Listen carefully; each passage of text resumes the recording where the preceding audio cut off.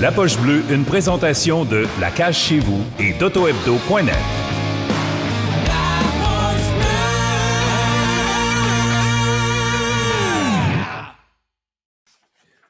Là, on s'en va dans les questions. Il est mieux d'être là, ça va brasser. Là. Je te laisse starter ça, Max. Non, tu veux brasser. Là, tu veux que tu brasses ça en startant. Là. Pas de niaisage.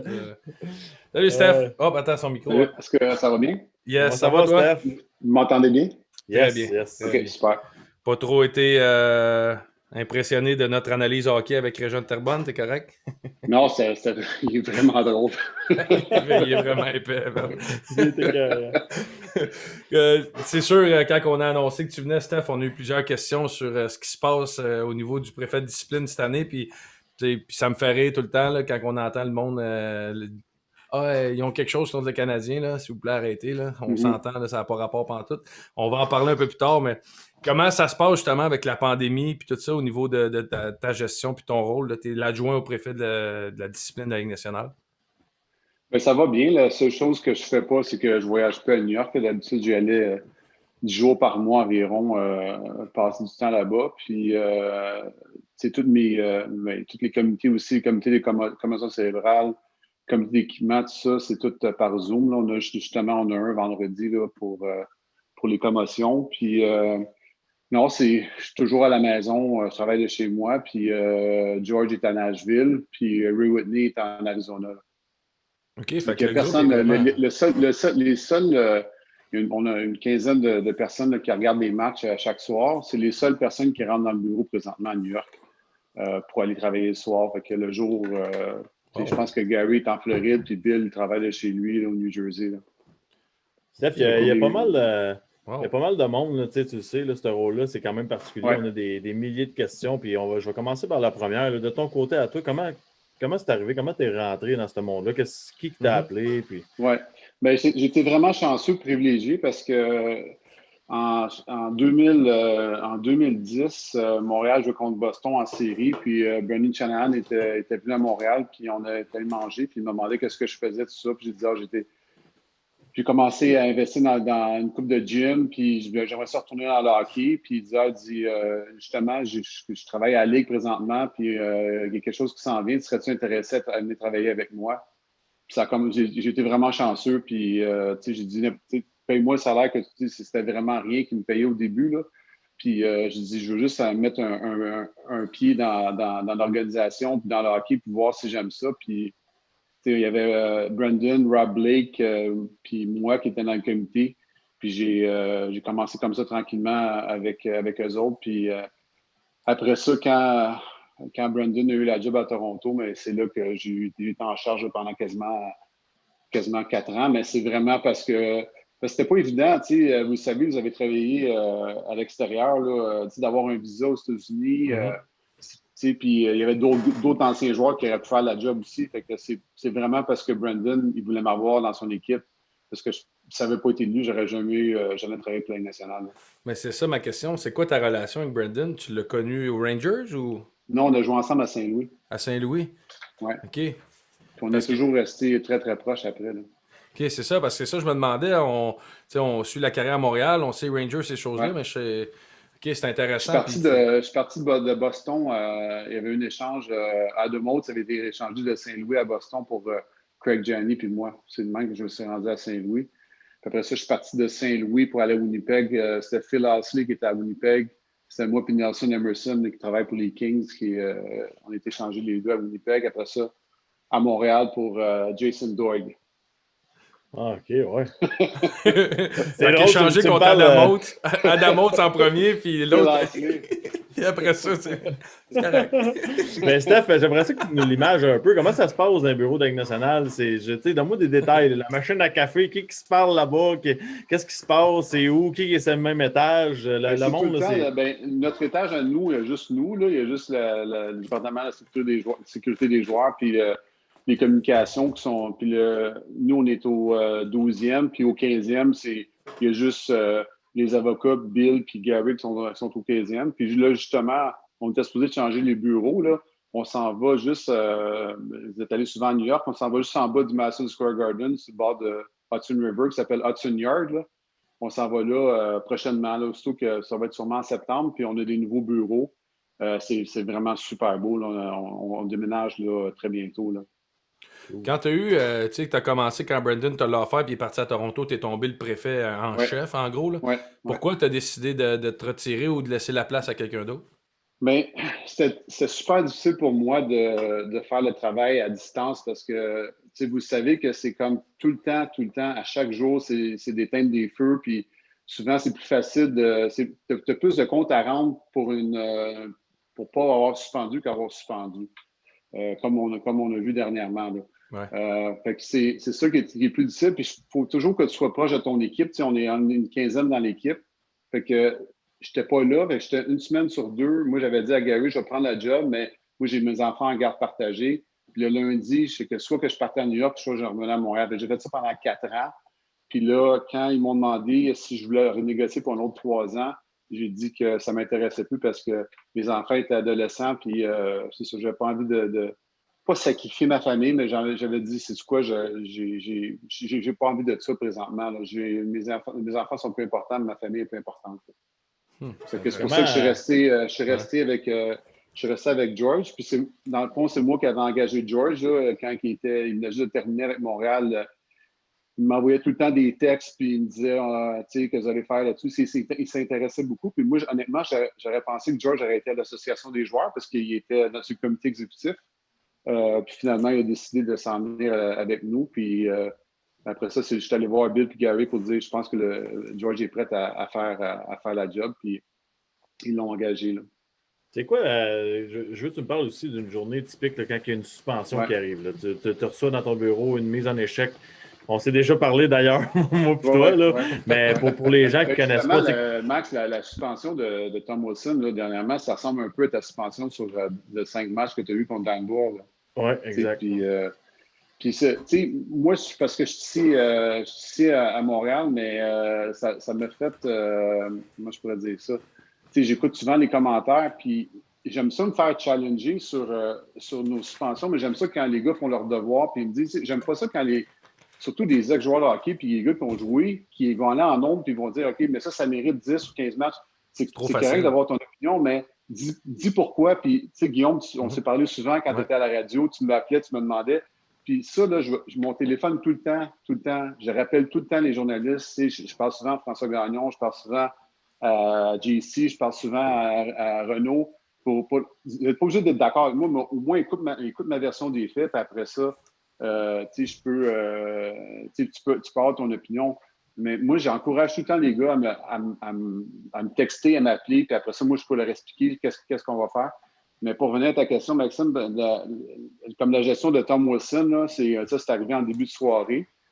Qu'est-ce qui arrive, c'est que George, il va recevoir il va envoyer un email à toute l'équipe. Il va dire qu'est-ce que vous pensez de ce jeu-là. Fait que tout le monde envoie la réponse, mais il n'y a personne qui le copie. Fait que la seule personne qui voit toutes les réponses, dans ce cas-ci, George, puis avant, c'était moi. Fait que je reçois de 15 à 20 emails pour me dire qu'est-ce qu'il pense du jeu. Puis souvent, c'est rare, mais des fois qu'on est en désaccord sur une suspension ou pas. Puis après ça, mais si George décide d'aller de l'avant, maintenant, de nos jours, il va envoyer un texte au directeur général pour dire on est en train de regarder ce jeu-là, je vais dormir là-dessus, mais je pense que demain, il va y avoir une audience, comme que tu as vécu, Max. Puis, fait que c'est ça. Fait que le lendemain, on fait l'audience, puis sur l'audience, il va y avoir le joueur, son agent, le directeur général, 2 avocats de l'association des joueurs. De notre côté, il va y avoir notre équipe, des avocats aussi. Après ça, on va écouter ce que Maxime ou Guillaume aurait à dire. Puis après ça, mais nous, on prend notre décision. Après ça, on fait une vidéo. Après ça, c'est approuvé par Gary. Puis après ça, mais on met ça sur Twitter puis notre site web. C'est un peu rapidement, là, c'est le même que ça se passe. Là. Est-ce que c'est plus... Mettons, moi, de mon côté, ce qui m'intrigue, puis ça, je veux pas que tu le prennes mal, là, c'est vraiment... Tu sais, quand il y a un hit... Okay, est-ce que c'est la belle bière, bon, là? La petite bière, ça! Bon, je suis content de voir ça, Steph. quand mettons, il y a un hit, puis tout le monde, ça chiale, puis les réseaux sociaux, puis tout ça, mais vous autres, vous prenez une autre décision, puis on s'entend que vous autres, vous avez des angles de caméra différents, puis vous travaillez jour et nuit là-dessus. C'est comment qu'on fait pour prendre une décision à ce moment-là? Tu sais, si le monde, ils disent par exemple, c'est 15 games, puis C'est partout dans les médias, nous, mais vous autres, dans votre tête, c'est 2, tu sais.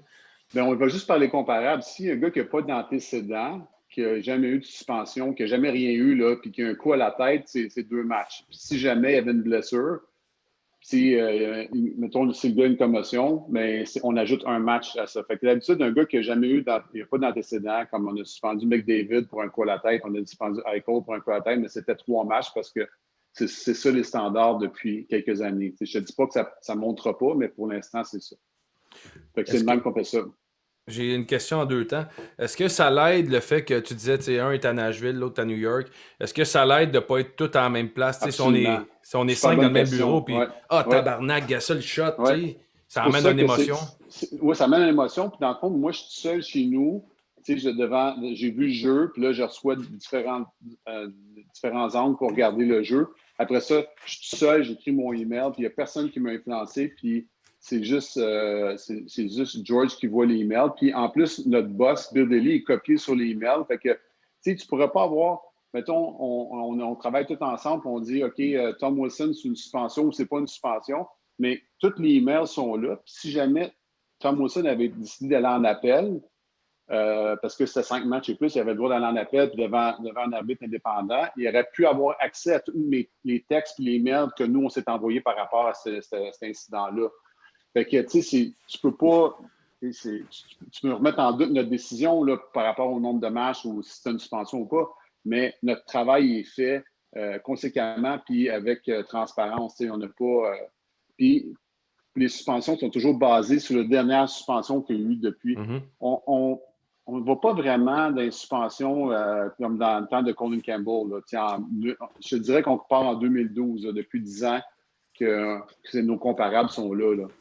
Est-ce que c'est George qui, tu sais, mettons, toi tu dis 3, l'autre dit 12. C'est-tu George qui dit non? Moi, gars, c'est 2. Je pense que c'est 2, puis c'est that's it. Ben, avant, c'était moi, puis là, c'est George qui décide. C'est lui qui décide le nombre de matchs exact. Fait que c'est lui qui tranche, là, même si il reçoit... tranche, ouais. Ah, ouais, hein?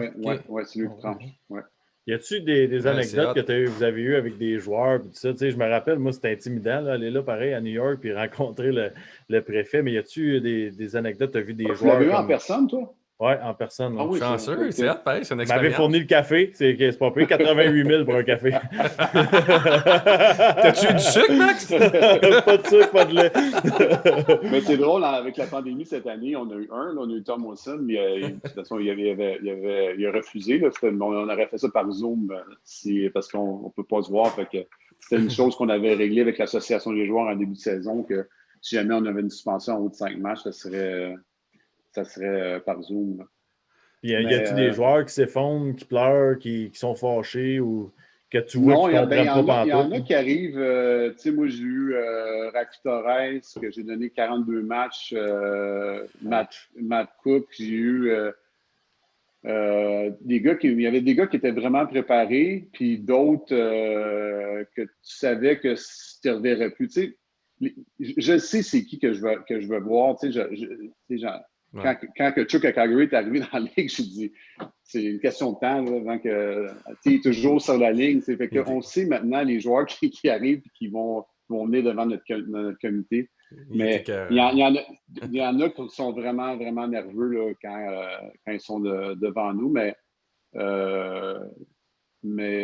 comme je te dis, la plupart, quand ils viennent en personne, sont vraiment super bien préparés. Là. Une chance, vous avez Ray Whitney parce que toi et Pyro, c'est quand même assez intimidant. Mais c'est le fun de l'avoir parce que c'est un petit joueur super talentueux. Fait que souvent, il va parler de la façon que lui il se faisait frapper et tout ça. Fait que c'est bon d'avoir une autre perspective je pense que c'est important parce que tu sais, on regarde juste moi et Max. Honnêtement, on a des analyses de la game complètement différentes de par nos expériences. C'est niaiseux, mais c'est ça pareil là, pour les gens qui écoutent. Mais tu sais, Max, j'ai entendu quelque chose que tu as dit, Max, par rapport au coup à la tête. Tu disais qu'on devrait avoir un avantage numérique ou quelque chose. Mais honnêtement, tu sais, je vous pose une question. Là, Guillaume, tu étais affecté par les commotions, puis il n'y a pas quelqu'un qui prend ça plus au sérieux que moi, qui ne veut pas voir les joueurs se faire blesser. Mais je ne sais pas comment qu'on pourrait faire sans qu'à un moment donné, la tête soit touchée. Je ne sais pas, tu sais, parce que souvent, tu sais, comme on parlait de la mise en échec de Armia, tu sais, moi, je peux le voir, je dis, OK, si la tête était touchée plus que 50%, c'est sûr, c'est une suspension, mais je ne peux pas dire parce que c'est le chest qui a été touché, après ça, c'est la tête, mais d'arriver automatique que la tête en... Tu sais, Chernak s'est fait frapper par Murphy en arrière du but, là. Vous l'avez vu, la mise en échec, là? Mais, tu sais, le gars, il a la tête entre les deux jambes. Je sais pas. Max, je sais pas qu'est-ce que tu en penses, mais comment tu vois ça que... Moi, je trouve que c'est... La raison pour laquelle j'ai mentionné ça, Steph, c'est parce que je trouve que comme joueur de hockey, moi, mon rôle, c'était vraiment, je me faisais rencontrer par les entraîneurs, puis il faut que tu finisses tes hits, il faut que tu amènes de l'énergie, puis tout. Fait qu'à un moment donné, la seule affaire qui m'aurait arrêté vraiment, parce qu'avoir une suspension, puis avoir à payer, on dirait que tu es isolé, puis tu payes ton problème, puis tu t'en vas en prison, puis tu règles tes problèmes. Je trouve qu'une mise en échec peut avoir un impact sur le match, puis tu peux perdre la game direct là, avec un 5 contre 3 que je disais. Là. Ça m'aurait fait plus mal à moi que même le montant d'argent, il vient de chercher. Mais tu dénatures la game un peu, Max. Je sais, Guy, mais c'est parce que moi, personnellement, j'aurais ralenti mes hits. J'aurais dit, je m'en vais pas à l'ordre sur lui, c'est impossible. Si je le pogne comme il faut, c'est un 5 contre 3, on perd la game, je veux pas faire ça à mes coéquipiers. Parce que là, ça n'avait plus rapport avec l'organisation ou ma réputation, ça avait rapport avec mes coéquipiers, tu comprends? C'est pour ça que moi, j'amenais ce point-là, parce que Steph, tu le sais, tu as joué au hockey toi aussi, là, la tête, là, aussitôt que tu as un gars qui est 4 pouces plus petit que toi, good luck, là, de frapper un gars comme tu es supposé puis pas y pogner à la tête, là, sérieusement. Là. Mais surtout si la tête entre les deux jambes et il est penché, tu es supposé de faire quoi?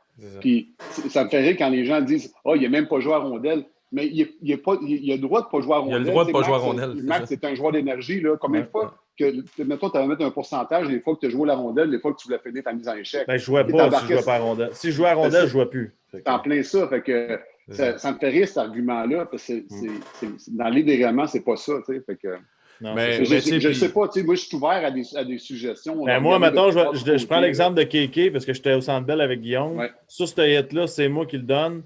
J'essaye le puck parce que c'est 1-0, puis c'est sûr que je n'essaie pas un 5 contre 3 dans une saison écourtée. Ça, c'est sûr et certain. Puis Romanov sur Chabot.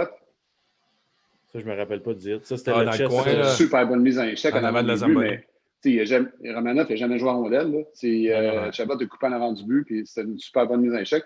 La tête a été touchée une petite affaire, mais il l'a pogné vraiment dans le chest. C'est pour ça que je sais pas. C'est dur. C'est la job la plus dure au monde. Tu ne peux pas dénaturer la game d'un bord. Puis de l'autre bord, tu veux trouver le juste milieu. Tu sais, moi, honnêtement, sur KK, sur Armia, c'est pas des suspensions pour moi. Puis je suis le gars qui défend une commotion. J'en ai eu tellement. Puis, tu sais, Kotkaniemi, il a le nez à terre, il regarde son puck, puis il tourne sur un 10. Moi, je suis le gars qui s'en va le frapper. Comment tu veux que je réagisse? That's it. C'est point de contact qui est là, puis il est même pas straight up the head. Puis Myers, il le pogne sur l'épaule en premier, ça monte. Puis ça, c'est drôle parce que c'était une conférence que je voulais faire sur faire réaliser aux gens qu'une commotion, c'est pas juste parce que tu manges un coup de poing sur la gueule, là, ou que tu manges une épaule sur la marboulette. Là. Tu sais, le hit dans le chest, puis le hit sur le côté, ta chute va faire beaucoup plus mal que le coup que tu vas manger. Tu sais, puis les gens, puis en plus, tu veux frapper l'épaule, puis après ça, ta tête frappe dans les vitrées, comme on a vu avec Wilson. Non, c'est ça. On avait vu avec Dan Boyle, c'était lui, c'est le bord de la bande qui a frappé. Exactement. Moi, ça me fait capoter, puis je ne sais pas ce que vous en pensez, quand les gens disent « il frappe pour faire mal ».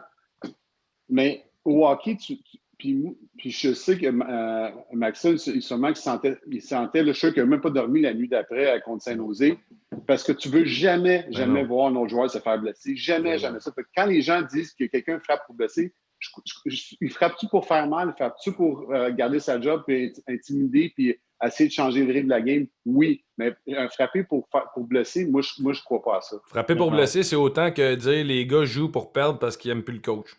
Non, c'est non, mais tu sais. Non, mais c'est parce que par exemple, de ce scénario-là, je me rappelle comme c'était hier. T'as Kanechka qui rentre dans le vestiaire, dit Dan Boyle, c'est leur meilleur défenseur. Ah ouais. Peut-être mieux de ne pas passer un hit sur lui. T'embarques premier chiffre, il est dans le coin. Qu'est-ce que tu penses qu'il arrive? Tu dis, je m'en vais te le frapper. Il se tourne. Mauvais timing pareil. Boum, il tombe sur la civière. À un moment donné, c'est ça qui arrive. C'est que si moi, je tourne sur ce hit-là, je perds ma job. Tu comprends? La ligne est mince, puis ça arrive vite pareil. Vous avez un esti de job, Steph. Mais moi, ça ne m'est jamais arrivé d'avoir une blessure à cause de moi, puis le gars sorti sa civière, mais je peux pas imaginer. Je vais raconter une anecdote. Moi, je jouais avec Ty Domi à Winnipeg, puis il y a un défenseur de Chicago. Il joue pour Chicago dans ce temps-là. Il joue sa part de carrière à Edmonton, Steve Smith. Puis Steve Smith était après Ty toute la soirée. Il lâchait là. Finalement, Ty, il dit OK, jette les gants. Un coup de poing. Steve Smith knock-out, mais en tombant, fracture la jambe. C'était vraiment. Puis Ty, là, il était dans la chambre, après, il pleurait. Puis je me suis dit, c'est pour ça que je me dis, les gars, ils ne frappent pas pour blesser. Ils frappent-tu pour intimider, finir tes mises en échec comme le coach te le demande? Oui, mais pour blesser, non. Jamais je vais croire ça. Non, mais ça revient que je pense que rendu à votre niveau, Steph, c'est pas vous autres qui doivent faire les changements. C'est dans l'apprentissage de la game, quand on le monte au kid de 5, 6, 7, 8 ans. C'est quoi l'intention d'une mise en échec? C'est de prendre possession de la rondelle, c'est couper l'entrain du joueur adverse. C'est ça la vraie réalité du hockey.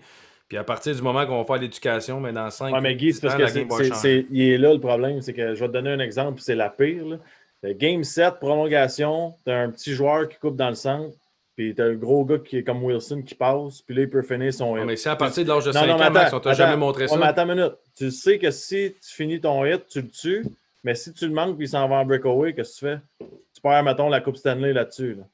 C'est là que la décision, c'est quoi la bonne décision? Non, mais si au niveau atome, novice, bam-tam, on enlève les center ice hits puis ces affaires-là, puis on change la façon de penser la game, dans 10 ans, on va être complètement ailleurs. Là. Le gars, il verra même pas cette hit-là. Moi, je viens de finir un comité avec Marc Denis et Stéphane Auger par rapport aux mises en échec au Québec. Moi, c'est beaucoup la mise en échec qui m'intéressait parce que mon gars joue dans la LHPS. Puis je trouvais ça le fun, la mise en échec progressive. J'adore ça parce que tu frappes dans la même direction que ton adversaire. Fait que moi, j'adore cette mise en échec-là. Puis moi, je te dirais que la mise en échec open ice devrait être tolérée dans le jet 3A. Mais le jet 3A, tu as la chance d'être junior majeur puis tu as la chance d'aller pro après. On s'entend que si ta deuxième année, tu joues midget 2B ou midget 2A, c'est sûr qu'il y en a qui ont réussi. Là. Moi, je suis un de ceux-là. Là. Mais je trouvais que la mise en échec, pour les blessures que tu peux avoir, ça ne vaut pas la peine. Puis moi, la mise en échec que j'aime pas, c'est la mise en échec S-Ouest. La mise en échec, quand le défenseur s'en va across. Là. Ça c'est vraiment, là, je dis aux joueurs, on fait l'éducation, on rencontre toutes les équipes. Si là, tu n'es pas certain de frapper l'épaule, fais-la pas la mise en échec. Fais-la pas parce que ta marge d'erreur, de manœuvre est trop mince. Parce que si tu manques un petit peu, c'est sûr que tu vas te faire suspendre. Puis dans les choses qui sont un peu plus contrôlables, on parle des coups à tête, puis tout, les bagarres, c'en est des coups à tête. Tout, je pense que quand tu es arrivé, il y a eu un certain mouvement. Là, on voit les bagarres, ça diminue d'année en année, mais je veux savoir ton take là-dessus sur le. On enlève les bagarres, on en voit de moins en moins. Il y a des ligues qui ne se battent pas, il y a des ligues qui se battent. À un moment donné, tu as un gars d'une ligue qui ne se bat pas, qui arrive dans la Ligue nationale, il arrive une grosse mise en échec, il se fait sauter dessus par un gars qui s'est déjà battu. C'est où le meilleur spot? Le gars, il n'est pas obligé de se battre. Comme je prends l'exemple de Paul Byron l'année passée. Là, il n'y a pas d'affaire là. Il n'était pas pantoute. C'est le code. Non, je comprends, mais je pense que le code, oui, Guillaume, mais je pense que c'est la job de l'entraîneur de dire tu jettes pas tes gants ce soir, oublie ça, laisse faire ça. Fait que, mais oui, tu as raison, il y en a beaucoup, beaucoup moins de bagarres. Puis moi, j'aime ça encore que ça soit là comme peut-être outil qu'on peut utiliser. Dans le feu de l'action, ça me dérange moins. Là. Mais là, dernièrement, je ne sais pas, j'en ai vu beaucoup.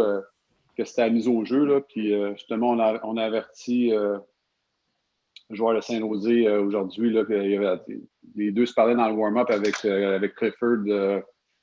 Le top à Saint-Nosé, son nom m'échappe. C'est pas longtemps. Gabriel. Curtis Gabriel. Fait que là, on l'a averti aujourd'hui tu le vois, ligne bleue qui a fait ça avec Reeves aussi. Puis, en même temps, on joue 56 games, 10 games contre chaque équipe. C'est normal que ça va arriver. Il y a des rivalités, il y a des coups salauds, tu veux faire payer. Ça me fait penser à Myers, la game le lendemain, il s'est battu avec Edmondson parce qu'il a fait un hit il y a 2 jours avant. Ça fait partie de la réalité. C'est ça, je m'attendais à ce qu'il y en ait plus cette année de ça parce qu'à cause des rivalités, à cause que tu joues l'équipe tellement souvent. C'est ça. Mais merci, Steph, d'avoir partagé. Bon, hein? Attends, on a un autre ici, puis on a du gin. On va t'envoyer tout ça, Steph. La 84, c'est notre chouchou. J'ai tout ça, moi. T'as tout ça? Moi. Ah, oui. Ouais, t'as les épices, la sauce barbecue. T'as tout eu? Ben oui. T'as-tu les bobettes? Non. Ah, OK, bon. Mais c'est moi, la poche de hockey avec le sac dedans, là. Mais non, mais il n'y a personne qui a pensé à ça avant. Voyons donc. La poche bleue, on n'y est pas. On n'y est pas, nous autres. L'année prochaine, dans la sauce, tu peux mettre ton steak, ta sauce barbecue sur le côté. Le grill, il rentre dedans. Merci d'avoir parlé. C'est drôle parce qu'après-midi, j'ai dit, je vais regarder une couple d'émissions parce qu'honnêtement, je n'avais pas encore regardé l'émission. Puis j'ai écouté l'émission avec Michel Charette, puis je disais, je vais en regarder plusieurs, mais finalement, j'ai écouté au complet. C'était vraiment bon. Dans le fond, vous avez posé 2 questions puis répondu pendant 1h30. Il parlait pas à peu près. C'est ça notre force, on prend des invités qui jasent. mais merci d'avoir partagé la vision du Inside. On a beau, on est dans les médias, mais au final, je ne sais pas comment vous pensez puis comment vous gérez les affaires. Puis c'est le fun d'avoir quelqu'un de l'Inside qui prend le temps de l'expliquer aux gens. Puis je pense que c'est un respect que t'offres aux partisans québécois. Puis ça, je pense qu'ils l'apprécient beaucoup de ce temps-là. Là. Tous les gens, soit à TVA Sport, à RDS ou n'importe qui, ont tout mon numéro de téléphone, puis je réponds à tout le monde, puis moi, j'aime ça avoir des discussions, puis comme je te dis, pour les coups à la tête, j'essaie de trouver d'autres solutions, mais je ne vois pas comment on pourrait enrayer tous les coups à la tête, je ne sais pas. Mais moi, Steph, tu prendras la nuit pour y penser à mon 5 contre 3, parce qu'un bâton élevé, quand tu coupes le gars d'en face, un 4, t'en vas au banc, ça fait mal. Fait que c'est un peu le même état d'esprit. Qu'est-ce que tu vois? T'as coupé, Max. Là, t'en as un, 2 pour un... Qu'est-ce que tu voudrais avoir? Moi, ça serait un 5 contre 3 pour un coup à la tête. Parce que les gars vont se concentrer en esti. Moi, te le dire tout de suite. En tout cas, moi, c'est dur, Max, parce que là, tu mets le poids en crise ces arbitres. Là. Non, mais Guy, un coup à la tête, c'est un coup à la tête. Je m'excuse. Hein. Si le gars saigne du nez, un coup à la tête, c'est comme un bâton élevé. C'est 5 contre 3. Salut. Il peut le réviser aussi cette année. C'est ça. Je vais te le dire tout de suite, j'aurais frappé un petit peu moins fort. Ça, je peux te le garantir. Non, puis là, les gens, ils écrivent, c'est pas déjà fini avec Stéphane. Non, la partie préfet de discipline est finie. Là, on va parler de sa carrière. Marie-Ève, juste 4 heures. Marie-Ève puis Alex Turcotte, si vous pensez qu'on est en retard, on l'est pas mal, ouais. Ça, c'était juste la section préfet de discipline. Les gens te félicitent, Steph. Ils disent merci Stéphane, on apprécie. Les gens sont vraiment, vraiment contents là, que tu aies pris le temps et que tu partages ça avec nous autres. Comment... tu dis tantôt le gars Midget 2A ou Midget 2B, tu dis j'étais un de ceux-là. Comment Steph Quintal est devenu à faire du hockey, puis comment il est venu à jouer à la Ligue nationale? C'est quoi le parcours? Ben, j'ai grandi à Boucherville. J'avais 2 frères qui jouaient au hockey, puis fait que j'ai toujours suivi mes 2 frères. Moi, je suis l'accident de la famille. Là. Mes frères sont plus âgés que moi. Puis je restais à côté de l'aréna, puis j'étais tout le temps là, mais tu le sais quand il y a des jeunes joueurs c'est comme toi à 14 ans, tu jouais midget 3, mais moi, j'ai passé de midget 2B à midget 3. Fait que j'ai tranquillement, mais je n'étais pas un de ceux-là.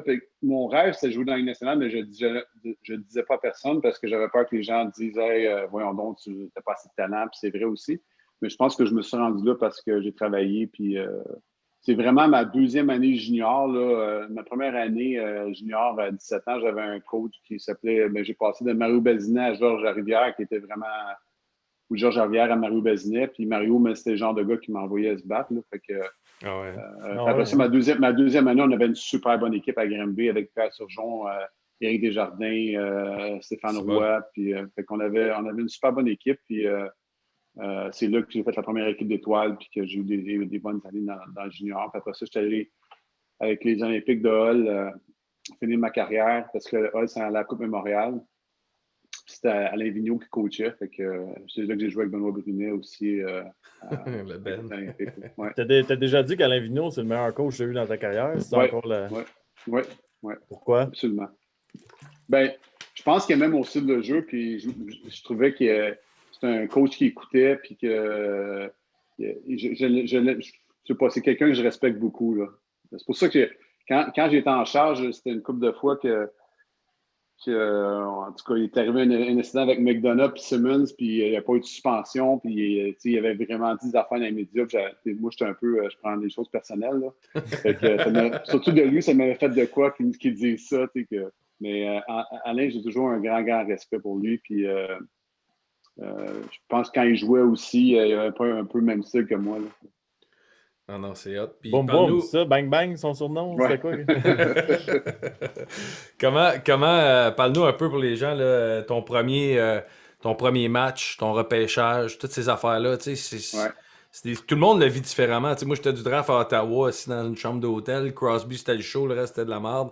Tout le monde vit ça vraiment différemment. Là. Comment toi, t'as vécu Moi, ça? c'était à Détroit, puis j'étais descendu avec mon agent, c'était Bob Pernaut. On est descendu avec Yves Racine, Daniel Lacroix, Éric Desjardins était là aussi. Puis on a la seule équipe qui m'a passé en entrevue la soirée avant le repêchage, c'est les Nordiques de Québec. Puis les Nordiques avaient moi, j'étais classé en 10e, puis les Nordiques repêchaient 8e ou 9e. Là, fait que j'étais certain d'aller à Québec. Puis finalement, quand le Québec ont repêché, on repêché Brian Fogarty qui avait battu tous les records de Bobby Orr dans la Ligue de l'Ontario. Puis après ça, il y a eu l'échange de Dale Hunter de Québec à Washington. Fait que là, Québec ont eu le choix de Washington qui repêchait 15e. Moi, j'étais 14e. Fait que Boston m'ont pris 14e. Puis ils ont pris un gars qui s'appelait Joe Sakic, 15e. Ah, je suis.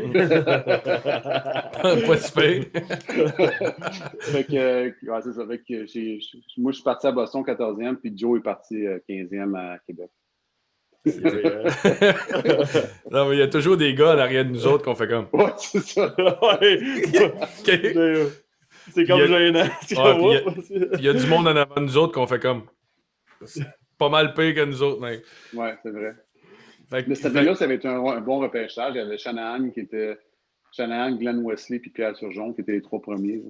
Il y en a beaucoup qui ont eu des longues carrières dans ce repêchage-là. Pas gênant. Puis là, tu as eu la chance dans tout ça. Pareil, c'est pas beaucoup de personnes peuvent dire qu'ils ont joué pour les Bruins puis le Canadien. Là. Surtout à cette époque-là, ça doit être. Qu'est-ce que tu as retenu j'ai été vraiment. Les Bruins, c'était Raymond Bourque qui m'a pris sous son aile à Boston. Il était vraiment très, très généreux avec moi. Raymond, c'est un gars exceptionnel, pas juste exceptionnel joueur de hockey, mais exceptionnel à l'extérieur de la patinoire aussi. Puis après ça, moi, je parlais pas vraiment anglais, fait que les Blues m'ont mis dans une pension là-bas. Je suis resté dans une famille, puis la famille est encore très proche de moi. Là. C'est comme mes deuxièmes parents. Là, fait que j'ai adoré Boston. Ah ouais, c'est une méchante ville, honnêtement, là, avec tout ce qu'ils gagnent en ce moment, puis leur façon de faire. C'est une ville de sport qui est.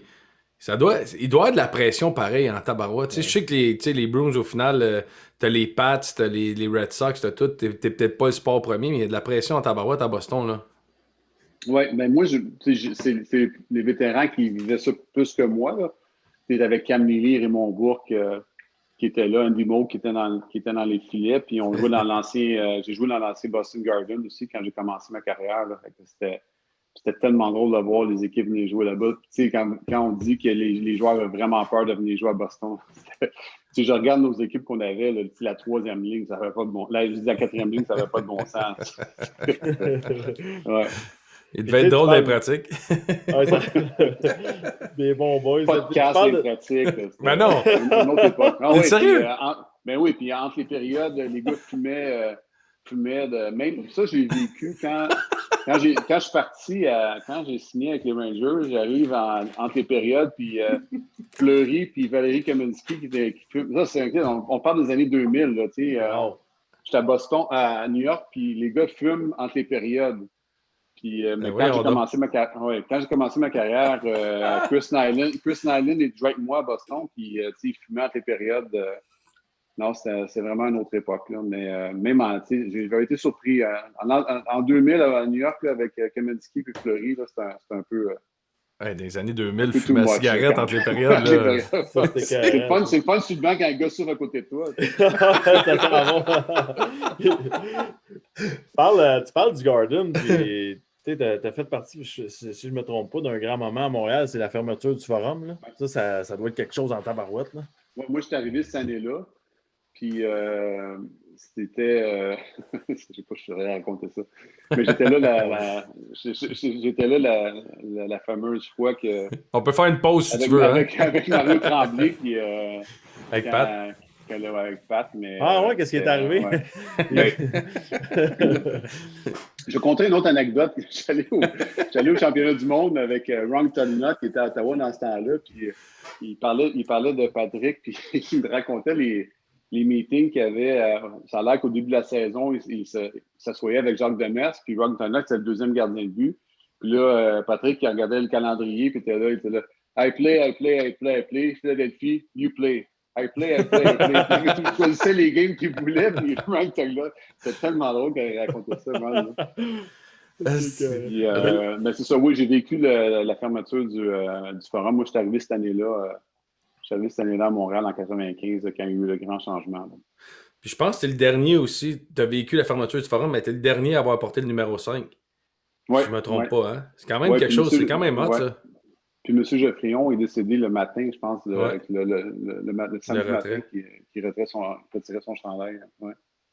Puis pourquoi le 5, c'était-tu un numéro de jeunesse ou c'était-tu ton idole? Parce que mon grand frère avait joué à Sherbrooke, joué un petit peu junior majeur, après ça dans la Ligue américaine, puis il partait soit le 4 ou le 5, là, c'était pour ça que j'avais décidé. Puis j'aimais beaucoup Guy Lapointe, là, puis j'étais un peu jeune quand j'ai regardé Guy Lapointe, Robinson, tout ça, puis Savard, là. Mais c'est des défenseurs que j'aimais beaucoup, là. Mais moi, je veux plus de détails à la fermeture du forum parce que c'est tellement une page d'histoire. Je trouve, tu sais, tout ce qui est arrivé, là, pareil, là, d'être là et de dire on met la clé dans la porte. Là. Surtout pour. Moi, je n'étais jamais allé au forum à part une fois où je me rappelle, mes parents avaient fait changer les fenêtres de la maison. Puis le gars, pour avoir le contrat, avait donné des billets de saison. Puis j'avais été voir jouer contre les Oilers Hartford, les Canadiens. Et la seule fois que j'étais allé au forum, j'étais allé une fois dans ma vie. J'avais été avec ma soeur. Puis. C'est drôle, il y avait un gars qui s'appelait Ray Newfeld qui jouait pour Hartford. Puis après ça, j'ai joué avec dans la Ligue américaine. C'était un born again Christian, il m'avait donné une Bible pour Noël avec mon nom dedans. Fait que, t'étais un apôtre ou? J'avais dit à Ray, ma première fois que j'étais allé au forum, parce qu'il était il était imposant. Là. Puis, mais c'est ça. La seule fois que j'étais allé au forum avant, j'avais vu un match. Fait que pour moi, de grandir, de voir le forum, puis après ça, d'aller jouer pour les Canadiens de Montréal, c'était exceptionnel. C'est pour ça que, tu sais, nous trois, on a joué pour les Canadiens. Puis quand les gens disent trop de pression, tout ça, ça me fait. Pour le moment, ce mot-là me fait capoter là, parce qu'on fait ce qu'on aime. Puis je trouve que si tu joues tes cartes comme il faut, mais tu peux avoir une super belle carrière à Montréal après ici. Je trouve que c'est sûr que quand tu gagnes, c'est trop, puis quand tu perds, c'est trop. Il n'y a pas de juste milieu, mais c'est ça qui fait le plaisir de jouer à Montréal. Puis, je pense que quand tu es un joueur qui donne tout, bien, les gens apprécient ça parce que les gens connaissent le hockey ici. Mais c'est pour ça que quand les gens disent que les gars ne veulent pas venir jouer à Montréal, je peux pas croire. Dis-moi pas ça à moi. Moi, un gars qui fait 5 millions par année, qui joue au Centre Bell pour attacher ses patins, puis qui a trop de pression, là, on n'a pas on n'a pas besoin de toi dans l'équipe, on va te le dire tout de suite, ça n'a pas de bon sens. Ça. Ben moi j'ai pris ça de l'autre côté, ça m'encourageait, je voulais mieux jouer parce que je savais que toute ma famille, tous mes amis regardaient, puis que puis vous le savez, quand tu passes l'été ici, là, il y en a beaucoup qui, après la saison, 2 jours après, merci, bonsoir, sont repartis. Mais quand tu passes l'été ici, l'été est long en tabarouette quand tu as pas fait les séries. Là, puis il faut que tu répondes aux questions tout le temps. Moi, j'ai adoré mes années à Montréal. C'est qui, tu as joué, tantôt tu parlais à Adam Oates, Cam Neely, Raymond Bourque, juste, c'est des name drops de gars que tu as joué contre, c'est impressionnant à tabarouette. C'est qui le gars que, encore à ce jour, tu fais comme, OK, c'est-tu Wayne, Mario, c'est qui le gars que tu as le plus impressionné? Ben, j'ai eu la chance la première fois de rencontrer Wayne, là, parce que Wayne est un des gouverneurs là, des Oilers d'Edmonton. Puis dans les meetings des gouverneurs, nous, on est toujours là pour faire des présentations. Puis un soir, j'étais assis avec Wayne, Luc Robitaille qui travaille pour les Kings, Camille de Boston, Shanahan, puis avec Kevin Lowe aussi qui était là. Moi, j'étais là, puis j'écoutais les histoires de tout le monde. Puis j'étais là, my God, je peux même pas croire que je suis ici en train d'écouter ça. Wayne Gretzky, honnêtement, était il était le gars le plus impressionnant là, pour moi que j'ai rencontré. Puis je me rappellerai tout le temps quand je jouais à Boston, on s'en va jouer à Los Angeles. Ça fait pas longtemps que la transaction avait été faite avec les Kings. Puis c'était Mike Milbury qui était mon coach à Boston. On s'en va jouer contre les Kings là-bas. Je sors en arrière du but, j'essaie de faire une passe. Gretzky prend la passe, puis la passe à Curie en avant, il score. Fait que là, je suis là, OK. Là, j'arrive sur le banc, j'attends dans les deux jambes. Puis là, Mike Milbury, on peut dire qu'est-ce qu'on veut, mais moi, en tout cas, j'ai aimé comme entraîneur. Il est venu me voir, puis il dit t'es pas le premier, puis t'es pas le dernier, puis il dit inquiète-toi pas, puis Raymond Bourque me dit la même affaire. Les gars riaient un peu sur le banc, mais c'est. You're only human. Ouais, c'est ça.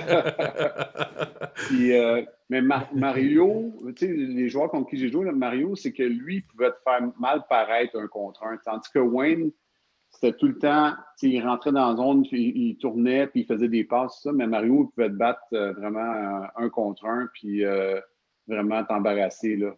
Puis il était vraiment dur à déplacer, là. Ah, il était gros.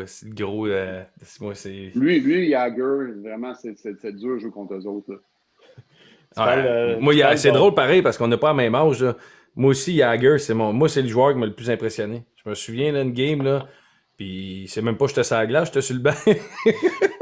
Puis son gros cul large à peu près même. Moi, j'ai un gros derrière, là, puis à côté de lui, j'avais l'air d'un bébé d'école. Là. Il a tassé un gars qui sont derrière, mais j'étais comme, c'est quoi ce gars-là? Là? Il y a des gars de même je me souviens de l'image à Rangers, Madison, il coupe au... C'est hâte pour ça. Un autre qui était dur à jouer contre lui, c'était Peter Forsberg. Puis Peter Forsberg, c'était un des premiers à faire, je suis sûr que Max l'a fait, là, mais c'est un genre de reverse hit. Le reverse hit, ouais. Lui, là, c'est le premier qui m'a fait ça, là, puis j'étais sur le cul, j'ai vraiment surpris. On voyait pas ça dans les années, en tout cas les années 2000, on voyait pas vraiment ça. Là, on en voit plus, là, mais c'est le premier qui faisait ça. Puis surtout, un joueur étoile comme ça. Là. Ah non, le reverse set, il a marché. Il m'a dit, t'es pas le seul qui est tombé sur le cul. Ouais, c'est ça. Hey, Steph, tantôt, je regardais on fait toujours nos recherches. Puis j'ai 2 combats là, qui m'ont marqué. Là. Celui contre Nazarov, là, le coup de casse. Ah ouais. C'était écœurant. C'est drôle qu'il a fait les manchettes dernièrement, lui. C'est ça, mais c'est pour ça que je voulais t'en parler. Pour les bonnes raisons. C'est assez particulier ce qu'il a fait. T'es-tu fendu le front? C'est celui qui m'a donné un coup de casse. tête. Ouais, c'est ça. Tu vois, Colin Campbell l'a suspendu pour un match. Come on. Je pense que lui, je me suis battu au moins 5-6 fois contre lui. Ça n'avait pas de bon sens. Ouais. Ça n'avait pas de bon sens. Ça, c'était carré. Il le pogne de main puis il crisse un coup de casse dans le front. Ça n'a pas de sens, ça. C'est drôle parce qu'au début de ma carrière, j'étais quand même 6 pieds 3, 220. Là, j'étais à 2,35. Là. Mais, t'es bon d'être juste là. Bravo. Mais au début, là, quand je me battais, je vois, on a des images, j'étais plus comme ça, mais plus ça allait, plus les gars étaient gros. Je me suis battu contre Chara, je me suis battu contre Eric Carnes, Peter Worrell, McCarthy. Puis celui qui me faisait peur, mais j'ai bien fait contre lui. En plus, j'avais scoré contre Patrick Roy cette game-là. C'était Scott Parker au Colorado. Puis, vous avez joué les deux au Colorado, là, à la première période, t'en bois-tu de l'eau, puis on dirait que t'es pas en shape, là? C'est pas partout dans la ligue, ça? Chris, ça me faisait ça en Caroline, moi. Je me bats avec Scott Parker, puis j'étais sur le banc de punition, je pensais mourir. J'étais tellement essoufflé, là. Mais plus ça allait, plus les gars étaient de plus en plus gros contre qui me battaient. C'était-tu stressant à cette époque-là, honnêtement? Comment tu te sentais? Tu savais que si tu avais à te battre, c'était pas les années 2020, là, ça frappait. Là. Non, mais c'est parce que moi, je me battais souvent contre des gars qui jouaient comme sa 4e ligne, mais quand même, dans ma carrière, j'ai toujours eu une moyenne de 19 à 20 minutes par match. Puis j'aimais ça. Au début, j'aimais ça, mais à la fin de ma carrière, ça me tentait pas en tout de le faire. Fait que je voulais le faire comme en première période ou les 2-3 premiers chiffres. Après ça, je m'en débarrassais. Ça me dérangeait pas de... Je trouve l'affaire la plus dure dans ça, quand tu vas protéger un coéquipier, c'est que, si, admettons, Maxime frappe Guillaume, puis là, le gars, ça prend du temps avant qu'il rembarque sur la patinoire, mais là, il faut que tu attendes, il faut que tu restes un peu crinqué pour aller là. Puis moi, je ne suis pas quelqu'un de nature très agressive. Ça m'en prend beaucoup pour me fâcher. Souvent... ça, je trouvais ça vraiment difficile. Puis plus ma carrière avançait, plus j'avais de la difficulté avec ça. Fait que c'est drôle, je suis en train de penser à quelque chose, un combat que j'avais eu avec qui était sur votre podcast il y a 2 semaines, je pense, c'est Yann Laperrière. J'étais avec les Rangers de New York, puis ils s'en viennent à New York jouer, ils jouent pour les Kings. Puis là, Yann, je le connais parce qu'il a fait un camp d'entraînement avec moi à Saint-Louis, puis Yann, c'est un gars que je prendrais à mon équipe, que j'adore. C'est sûr que c'est le genre de gars que tu veux tout le temps avec toi. Fait que là, on commence la game 1-0, 2-0, 3-0. Au face-off, il s'en vient direct après moi, puis il dit Q, il faut que je me batte, il faut que je me batte. Fait que là, je dis Yann, je me bats pas avec toi, arrête. Et finalement, je jette mes gants, puis là, je le tiens un peu, mais il connecte une première fois, tu sais. Fait que là, OK. Là, bang, je l'ai frappé sur le nez. Là, c'est toi, ça? Après le match, je le vois, puis je me sentais super mal. Puis je pense que c'est là 3 ou 4 ans, je m'en vais. On se fait pas 3 ans environ de ça. Je m'en vais, je suis au repêchage en Floride. Puis moi, je suis tout le temps là pour faire on a toujours des réunions avec la Ligue et tout ça. Puis je m'en vais dans un restaurant avec mon fils puis ma blonde. Puis Yann était là, puis il regarde mon fils, il dit regarde mon nez, là, il dit c'est ton père. C'est toi? Je suis content de l'entendre, celle-là, la semaine d'après en plus. Il était. Yann, je sais que vous deux, là, mais c'est le genre de gars que tu veux. C'est le Ultimate Warrior, là. Ouais, c'est comme. Absolument. Tout le monde veut que tu nous parles du combat que ton doigt a disloqué, là. Ah oui, c'est ça. C'était contre Sawyer à Anaheim. Ouais. C'est sûr que j'ai perdu l'équilibre, j'ai comme tombé par terre. Puis mon doigt, celui-là était rendu sur le côté ici. Oh. Là, j'ai fait ça de même, puis là, Sawyer dit OK, we gotta stop. Fait que là, j'ai dit OK, parfait. Je m'en vais, puis c'était Vincent Lacroix qui était le médecin des Canadiens, puis je pense que Vincent était le médecin des Alouettes tout ça en même temps, puis il disait qu'au football, ça arrivait souvent que les gars avec les visières ou je sais pas quoi, que les doigts disloquaient, là. Fait que j'étais là de même, j'attendais qu'ils remettent mon doigt, mais ça n'a pas fait trop mal. Puis finalement, ils m'ont tapé mon doigt, puis j'ai fini la game. Mais c'est durant la nuit, là. Oh my God, c'était rendu gros. C'était vraiment. Ça fait quand l'adrénaline à part, c'est pas pareil. Ouais, mais c'était pas la pire fois. L'une des pires fois, c'est qu'on joue contre New Jersey, puis Turner Stevenson, il nous a fait échanger au New Jersey. Puis j'ai reçu un coup de hockey sur la bouche, puis j'ai mon protège-dents, que je reviens au banc, puis je dis à Graham, j'ai mal à la tête un peu. Puis il dit ouais, t'as besoin de points ici. Je dis on va attendre la fin de la période. Je reviens soudainement, je dis donne-moi donc 2 Advil, j'ai vraiment mal à la tête. Fait que finalement, ils enlèvent donc ton protégeant, enlève mon protégeant. Mais là, c'est des sons fake, là. Mes 4 dents d'avant étaient dans mon protège-dents. Je te dis, il n'y a personne qui s'est aperçu de rien parce que j'ai fini la game. Puis après ça, je suis allé chez le dentiste jusqu'à 2-3 heures du matin, puis ils m'ont posé des nouvelles dents. Ils ont fait tout le job. Mais tu sais, c'est drôle quand j'avais mon protège-dents, mes 4 dents étaient dans mon protège-dents. Ça, c'était carré, ça. Puis là, il y a une autre question, là, puis on n'a pas le choix de te demander, mais tu veux switcher, c'est pas grave, là, mais GM, président, ça t'intéresse-tu à un moment donné dans la Ligue nationale? Pas GM, ça, c'est sûr, là. Non. Je te dirais que je pense que pour être directeur général, là, je suis rendu à 52 ans. Je pense qu'il faut que tu fasses les choses comme il faut. Il faut que tu commences en bas de l'échelle. Il faut que tu sois scout ou que tu sois assistant GM. Puis il faut que tu fasses les choses comme il faut pour apprendre le métier.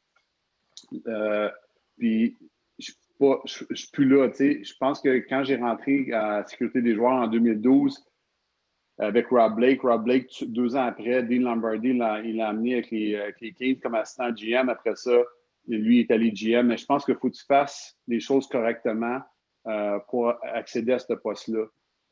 Puis moi, j'adore le hockey. Depuis 2012, j'écoute les matchs quasiment tous les soirs. Là.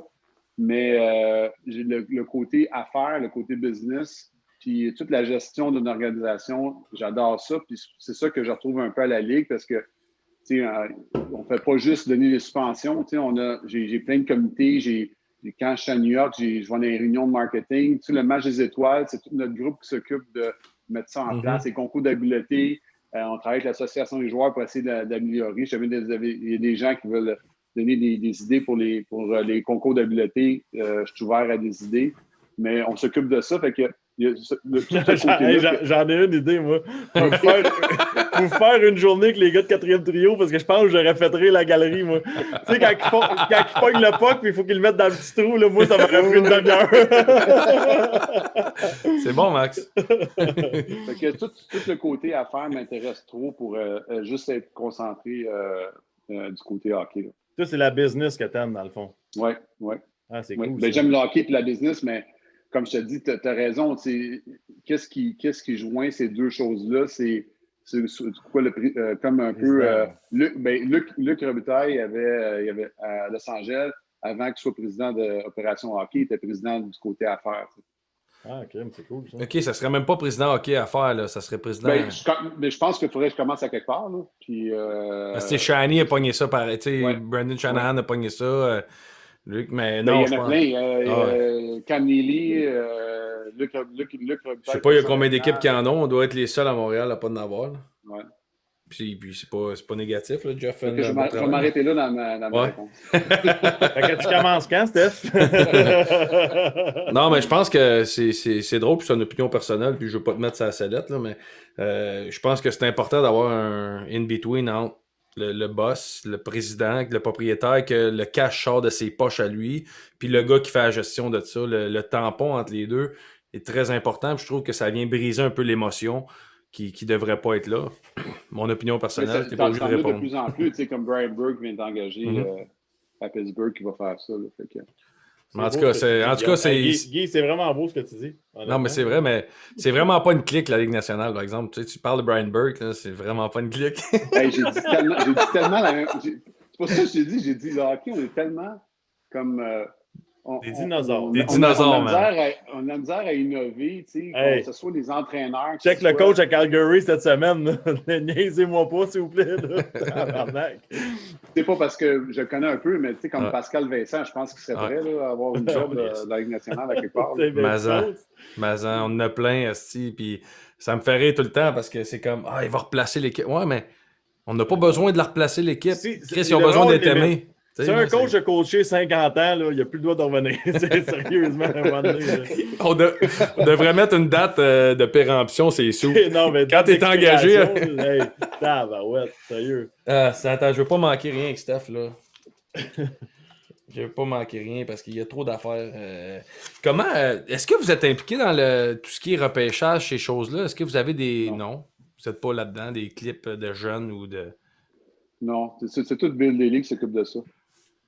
Est-ce que c'est quoi le mot à dire admettons, Power tranche, est-ce que Batman ou Daly peut dire je suis pas sûr ou challenger? Non, pas en tout. On fait une vidéo, puis eux autres, ils vont dire, ils vont regarder la vidéo, ils vont l'approuver, mais non, ils disent pas rien. Tu peux pas. C'est ta décision. Fait que...